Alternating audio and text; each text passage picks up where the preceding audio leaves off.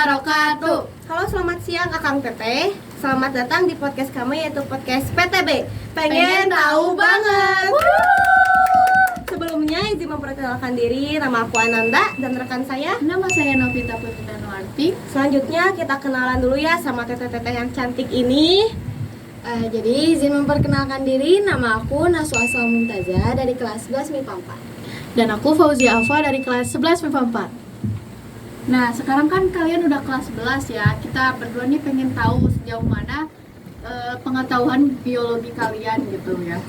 Oke, jadi di kelas 11 ini kita tuh udah masuk ke materi tentang jaringan hewan. Jadi lagi pada bahas jaringan hewan ya. Jaringan hewan itu ada berapa sih? Kalau menurut aku mah ada 4 gak sih? Oh, 4. Apa Iya, aja itu, ada Teh? jaringan ikat, jaringan epitel, jaringan otot, terus jaringan yang terakhir itu ada syaraf ya? Iya, betul banget. Teteh-teteh lagi pada bahas jaringan apa sih? Kita tuh sekarang lagi bahas jaringan epitel. Jaringan epitel. Apa sih jaringan epitel itu? Jadi jaringan epitel itu jaringan tipis yang menutupi permukaan tubuh hewan yang terbuka. Jaringan epitel ini terletak pada suatu lapisan membran basal yang memisahkan epitel dari jaringan di bawahnya, seperti jaringan ikat, pembuluh darah, dan jaringan saraf. Terus jaringan epitel juga punya ciri-ciri. Ya, benar-benar. Nah, ciri-ciri dari jaringan epitel itu ada 4. Yang pertama ada sel-sel penyusunnya tersusun rapat. Terus yang kedua ada tidak mengandung pembuluh darah dan pembuluh limfa, tapi mereka tuh punya mengandung sel saraf. Dan yang ketiga, sel-sel memiliki daya regenerasi yang tinggi. Dan yang keempat, bentuk selnya bervariasi seperti bersisi dan poligonal. Nah, sekarang aku mau nanya, teteh-teteh ini tahu gak sih fungsi dari jaringan epitel itu sendiri tuh apa? Boleh dijelasin nggak? Oke, tentu. Jaringan epitel itu punya fungsinya ada 6 gitu. Jadi fungsi yang pertama itu sebagai transportasi pengangkut zat-zat antar jaringan. Lalu yang kedua sebagai penyerapan sari-sari makanan pada usus halus. Yang ketiga sebagai pelindung jaringan di bawahnya. Lalu yang keempat penghasil zat atau enzim dari epitelium membran. Lalu yang kelima sebagai pembuang sisa-sisa metabolisme air, karbon dioksida, dan garam-garam tertentu. Lalu yang terakhir sebagai penerima rangsangan dari lingkungan. Jadi sekarang kita tahu ya fungsi dari jaringan epitel itu apa. Sekarang kita pengen tahu dong jaringan apa aja sih yang ada di dalam jaringan epitel itu. Nah, jaringan epitel itu berdasarkan fungsinya ada 8. Yang pertama epitel pipih selapis, kedua epitel pipih berlapis banyak, dan yang ketiga ada epitel jangan dibawa teh. Yang ketiga maaf. Yang ketiga ada epitel kubus selapis, yang keempat epitel kubus berlapis banyak, yang kelima ada epitel silindris selapis, yang keenam epitel silindris berlapis banyak, ketujuh epitel transisi, dan yang kedelapan ada epitel kelenjar. Bisa dijelasin nggak kayak jaringan-jaringan itu teh apa fungsi-fungsinya gitu? Oh, bisa banget. Jadi aku di sini bakal ngejelasin 4 jaringan epitel, dan yang 4 lagi bakal dijelasin sama Naswa.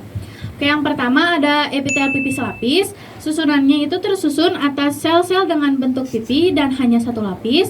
Letaknya itu pada pembuluh darah, pembuluh limfe, alveoli atau paru-paru, ginjal, pembungkus jantung, dan selaput perut. Dan fungsinya itu untuk difusi oksigen dan karbon dioksida serta filtrasi darah pada ginjal. Dan yang kedua ada epitel pipih berlapis banyak. Susunannya itu tersusun dari beberapa lapis sel-sel pipih. Letaknya itu ada di rongga mulut, rongga hidung, kerongkongan, telapak kaki, dan vagina. Dan yang fungsinya itu untuk berperan sebagai pelindung. Dan yang ketiga ada epitel kubus selapis. Susunannya itu tersusun atas selapis sel-sel berbentuk kubus. Letaknya ada di saluran kelenjar ludah, kelenjar keringat, saluran pada ginjal, permukaan ovarium, lensa mata, dan kelenjar tiroid. Fungsinya itu proses sekresi dan pelindung. Dan yang keempat ada epitel kubus berlapis banyak. Susunannya itu tersusun atas beberapa lapis sel-sel berbentuk kubus. Letaknya ada di mulut, kerongkongan, kelenjar keringat, pada kulit, folikel ovarium, testis, saluran kelenjar minyak, dan fungsinya itu untuk proses sekresi dan absorpsi. Di sini aku mau ngelanjutin apa yang Fauzia jelasin. Oh, jadi masih banyak teh Masih jaringannya. banyak ada banget. ada 4 lagi, ada sisanya 4 lagi. Jadi yang selanjutnya ada epitel silindris selapis yang tersusun atas sel-sel berbentuk silinder. Letaknya pada usus halus dan saluran pencernaan lainnya. Fungsinya itu sebagai penyerapan nutrisi di usus dan sekresi. Lalu yang keenam ada epitel silindris berlapis banyak. Susunannya tersusun atas lebih dari satu lapis sel-sel berbentuk silinder. Letaknya pada saluran kelenjar ludah, kelenjar susu, uretra, laring, faring, dan trakea. Fungsinya berperan sebagai proses sekresi dan pelindung. Lalu yang ketujuh ada epitel transisi. Epitel transisi ini tersusun atas berlapis-lapis sel. Letaknya pada kandung kemih, saluran uretra, dan ginjal. Lalu yang terakhir nih ya, ada epitel kelenjar. Epitel kelenjar ini merupakan jaringan epitel khusus yang berperan dalam sekresi senyawa untuk membantu proses fisiologis. Udah teh segitu aja. Udah segitu aja. Udah segitu aja. Jadi menambah pengetahuan banget ya buat bagi aku, bagi akang teteh yang nonton video ini, yang ada di sana, di sini, di mana-mana pokoknya mah ya. Di atas yang di bawah yang lagi nongkrong di pohon, mari kita bergoyang. Pokoknya menambah pengetahuan banget ya. Mungkin segitu aja nggak sih dari kita ya? Ya, dari podcast kita hari ini, sampai berjumpa di podcast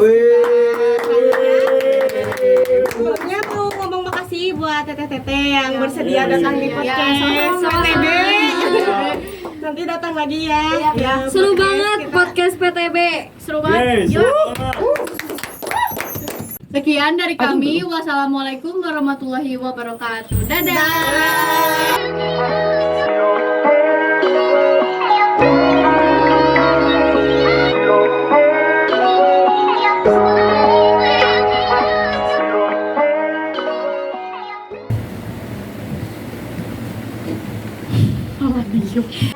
Pada usus halus dan saluran pencernaan lainnya.